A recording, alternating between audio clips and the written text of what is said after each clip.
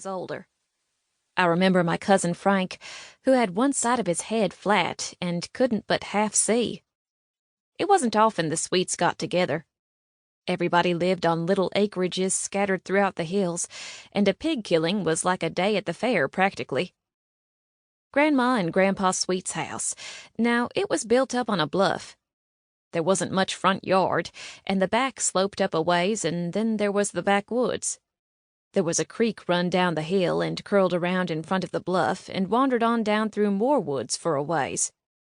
They called it 10-Mile Creek. We had to jump over a narrow place in the 10 Mile to get up to the house, or, if it was high, we stepped along the rocks. We was living in the Appalachian Hills in southeast Kentucky, but I didn't know that then. It was just the place where we lived at. For all I knowed, it was the whole world. Me and Timmy watched as the men spread the pig's hind legs apart and tied the feet to the spreader. Then they threaded a 2x4 through the spreader and heaved her up and carried her over to the old sweet gum tree, the one with the big, stout branch they used for hanging pigs. They strung her up by the hind legs, and then they waited around, smoking, till the blood petered out. I pulled Timmy back out of their road again as they carried her over and lowered her head first into the boiling water to scald her. After a little bit, they lifted her out and hung her back up in the tree to skin. Then Daddy and the other men and boys took off to go hunting, I guess 10 or 12 of them altogether. My big brothers, William and Buck, went with them. I seen Daddy lift his whiskey bottle before they got to the woods.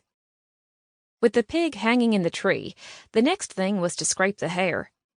Now, the pigs we had in them days was about half wild, seems like. They had thick brown hair, coarse and stiff. Some people just skinned them, hair and all, and throwed the skin to the dogs. But us, we scraped off the hair first, and then we saved the bare skin to fry up. Cracklins, now that was good eating. Mama told me you ain't had good food till you've eat cracklins. Grandma and 2 other women and an older girl, they scraped the hair. It made a snick, snick sound.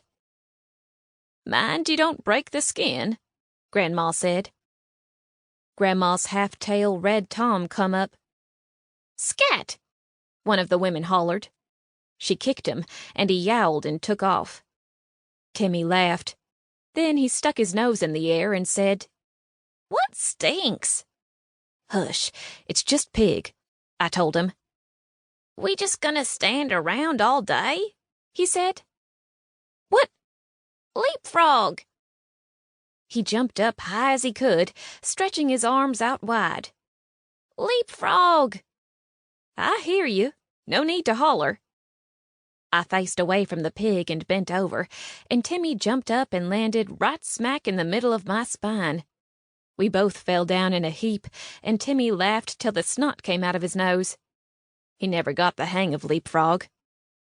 I was content to play with Timmy in the yard while they gutted her.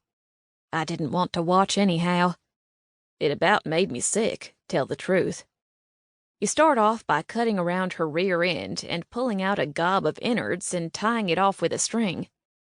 Then you slice her down the middle and pull out the entrails. Nasty work.